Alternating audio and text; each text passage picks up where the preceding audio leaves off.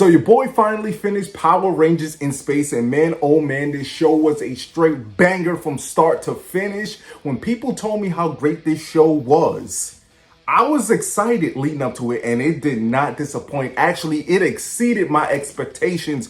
40 plus episodes of epicness. Even the filler episodes were great. And we were starving coming from Turbo. We were starving coming from, me personally, I was starving coming from Zeo. Then going through Turbo, which was horrendous. Chasing to Space was epic. I love that episode. They decided they wanted to cook at the end of Turbo. But Power Rangers in Space gave us a full feast of nothing but succulent food. Like just great 5-star Michelin star restaurant quality type of food episodes, man. We was eating good from start to finish. But man, oh man. So I'm gonna give you my quick thoughts on the show, and we're just gonna talk about it. Quick thoughts. I'm gonna just touch on certain things, the characters, the stories, and things like that. If I miss out on anything, hit your boy up in the comment sections and let's talk about it, right? So with that being said, let's jump into this. So the show picks up where Power Rangers Turbo left off. Remember the chase into space. They found out that Zordon has been captured, and the Rangers, minus Justin, the Turbo Rangers minus Justin, they go into the space shuttle and they go into space. But while they're doing that, they run into Andros, Red Ranger. He's already in Red Ranger suit, and he's on a mission of his own. He was trying to look for his sister, man. Man is on a mission. And I like Andros, okay, because he's a bit of a different type of Red Ranger. He's a bit of a loner. He's not your typical, okay, we're just the teamwork guys. I'm just going to lead the team. No, Andros, he has aura. Andros has layers. Andros is cool. And he knows what to do when the moment gets tough, okay? It's cool. It was cool to watch him develop with the team over the course of the show. You know, he has his love interest in Ashley, and even this show made Ashley a little bit more interesting from Turbo, because I feel like Cassie was carrying in Turbo. But, you know, Andros, he falls for Ashley as he's getting closer with the team and learning how to just not be a loner and work together with the team, and TJ and Ashley and Cassie and Carlos. You know, he goes to Earth, and it was cool those first few episodes of him trying to be a human on Earth, because, you know, Andros is from space. He's from a different galaxy and everything. So it was cool to watch him develop over the show. So we get our villains. We get Astronomer, who's like the main female villain, and I love Astronomer. She's great. She's way better than Diva Tox ever was. Way better than King Mondo. We have Ecliptor, who was a great right hand to Astronomer. We have Dark Conda, who had his own type of side plans. He wanted to take over too. And then we have Dark Spectre, who basically all of them was working under. All the evil villains was working under Dark Spectre, but Dark Spectre was trying to find out who is going to basically run the galaxy, and he picked Astronomer to basically help destroy Earth and all the other planets and take over everything. And like I said, Astronomer is cool. I felt like the fights and her being a villain, she was a great villain. You know, she put the Rangers through the ringer, and she really was way better than Diva Tox ever was. She actually felt like a threat to the Rangers throughout the show, and she comes with a little bit of a twist of her own when we get to the middle of the season. And then we meet Zane, the Silver Ranger, who worked with Andros back in the day. He got hurt in battle, but Andros kind of saved his life, and he helped the Rangers throughout the show. The thing that I liked about Zane, and they tried to be careful with Zane, is that he didn't outshine Andros. You know, he helped out the team here and there. Whenever the team really need him, Zane would randomly just pull up. You know what I'm saying? But he didn't outshine Andros. And I think that they wanted to respect Andros as the true leader of the team. It's not going to be a Tommy situation where the Sixth Ranger comes in and just basically outshines everybody, outshines the leader. You know, you're going to want that Sixth Ranger. You're going to want that person to take over for the team. It wasn't that this time. He wasn't Tommy. You know, he didn't get that Tommy push, you know what I'm saying?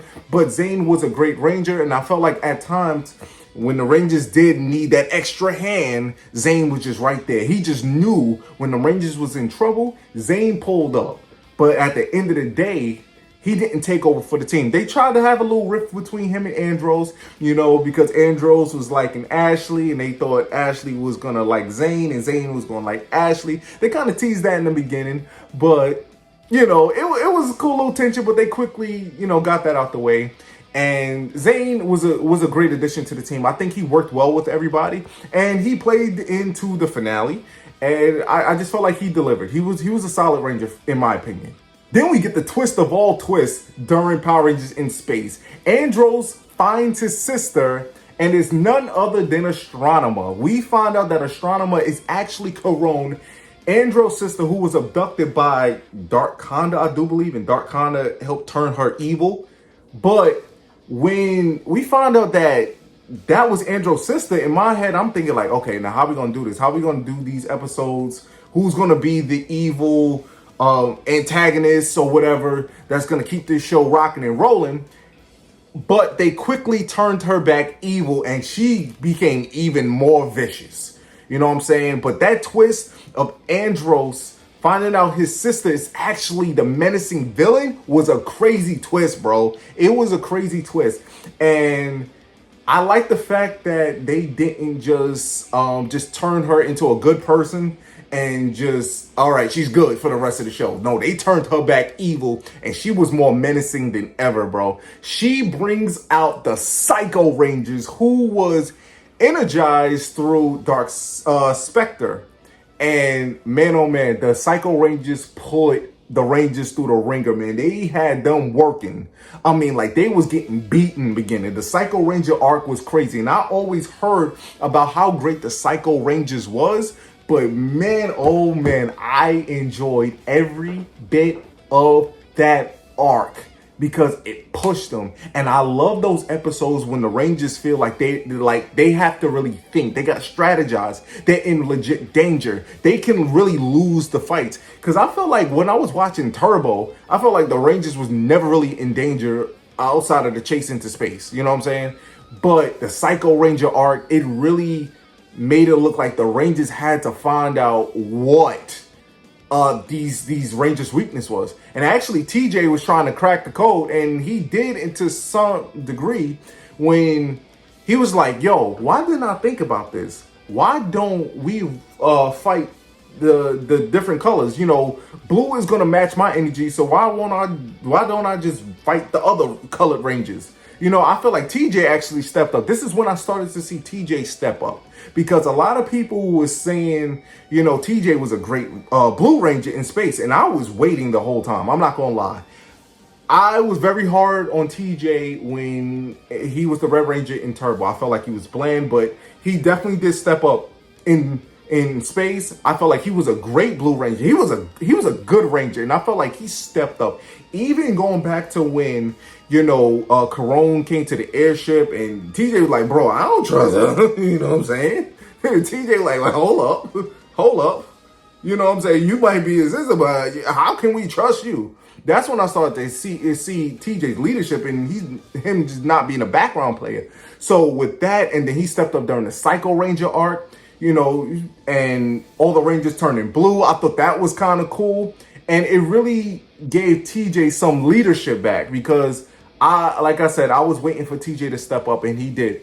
But the Psycho Ranger arc was cool, and them taking down the Psycho Rangers piece by piece. It wasn't just like a clean sweep of an episode. They was taking them down one by one. I think Psycho Pink goes out first, and then they take out the blue one or the yellow one or whatever the case may be. But I think the Psycho Rangers arc leading into the countdown to destruction was definitely something good to hang on to see what the Rangers can do to get them out of this danger, man. I love that they cooked with that. Oh man, so we got the countdown to destruction.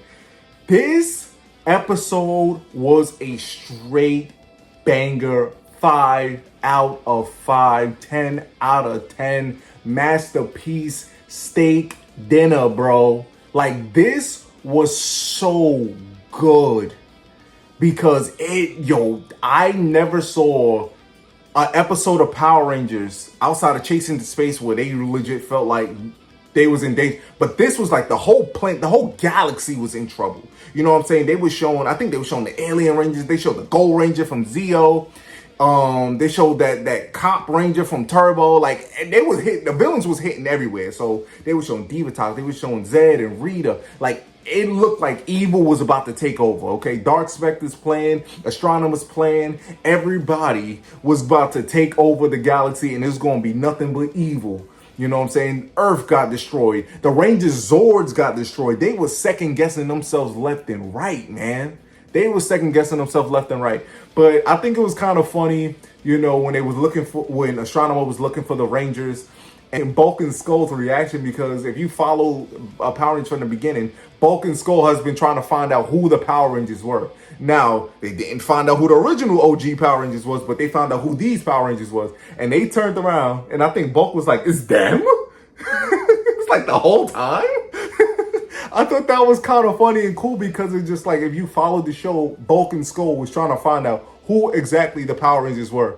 But they did the cool little moment, you know, Zane, TJ, Ashley, Cassidy, and Carlos, they were like, let's rock it. And then they fought, and then it left Andros. Andros found Zordon. You know, he had one last final showdown with Ecliptor and Astronomer, and while he's fighting Astronomer, who turned evil again, of course, he's like, yo, like, you know, I'm your brother, you know what I'm saying? Like, I'm not trying to hurt you. Zordon is like, bro, in order for you to save the universe, you got to break this tube, okay? And at first, Andros is like, bro, I can't do it. I can't do it. But he started fighting Ecliptor, and you know, I think Astronomer was already knocked out or whatever. And Zordon was like, bro, you got to do it. We run out of time. Then Andros was like, say less, bro. So Zordon gets wasted, bro. That was the last bit of Zordon, bro. And it's just like, it's crazy, because like watching from Mighty Morphin Power Rangers and seeing how Zordon basically comes to an end, it's oh man, it was a bit heartbreaking seeing Zordon go out the way that he did. But in doing that, knowing Zordon, he took evil away. He stripped the villains of the evil, because Divatox went to like human form. I'm assuming they're humans, right? They went to like a human form, and Rita went to a human form, and Zed was some geek looking guy. It was cool. And all the henchmen basically just disappeared. Ecliptor, I think, disappears. And Astronomer goes back to being Karone. So she is fully free of being evil. And Andros saves not only Earth, but the entire galaxy of evilness. He gets rid of evil with the help of Zordon, of course. But like I said, it was sad to see Zordon go, man. But man, Zordon, man. It was a great finale. It was a great finale. And I heard that this was supposed to be the series finale of Power Rangers. But Power Rangers in Space did so well that they brought it back for Lost Galaxy, I do believe, which was the next one that I'm supposed to watch. But this show was so good, and I could see why people say that this was the series savior, because just watching it, it's just from start to finish, the storytelling, the character development, the twists, the turns, and even the conclusion was a masterpiece. Whoever wrote this was writing like rent was due. They did write like the whole entire series was on the line. And it was like, yo, everybody's showing up to work. The show was great. Finale was great. And it ended off with all the Power Rangers going to Earth. They kind of teased that, you know, Zane and Karone and Andros was going to stay at their planet. But then Ashley was giving Andros that look like, you sure you want to leave? You sure you want to leave? And then it looked like when they were going to leave. And then Andros was like, oh, no, where you going, baby? And, you know, they just ride off to Earth.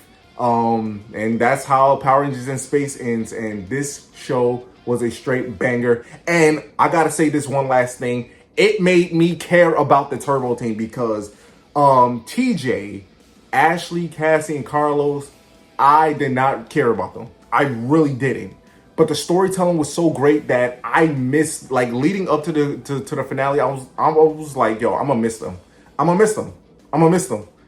They made their characters develop so well, and they made me care about them. You know, do I put them in the same category as the OGs? I'm putting them near them. You know what I'm saying? I do look at them very differently after watching Power Rangers in Space, and I got new respect for TJ. Okay, you know, I do like Cassie, I do like Ashley, and I do like Carlos to a big degree. And it was also good to see my boy Justin pull up in one episode. Yes, I'm riding with Team Justin, all right? So I just got to say that. Power Rangers in Space was a banger of a show. I can't say that anymore. You know what I'm saying? I said it so many times, but if you haven't watched Power Rangers in Space, I definitely recommend you do watch it. You know, once I got out of that nutshell of like, okay, I gotta start watching Power Rangers without Tommy. Once I got out of that mindset of like I can't watch Power Rangers without Tommy in it, and it opened my eyes, I realized what I was missing out for all of these years. Man, I could have been watched this show years ago, but you know, better late than never. And I'm glad I watched it, and I'm encouraging all of you, if you did not watch Power Rangers in Space, definitely watch it. But you got to go through the trenches in Turbo, okay? You know, ain't no shortcuts, okay? Find out who these Turbo Rangers are. With that being said, if you like this video, hit it with a thumbs up, like, share, and subscribe, and let your boy know what your thoughts are on Power Rangers in Space in the comments. Let your boy know if there was something that I missed out on that you want to talk about, anything, thoughts or whatever. If you like Power Rangers in Space, if you hated it, if you didn't like the conclusion, let your boy know, all right? Until the next video, your boy the Wildcat J. Troy is out.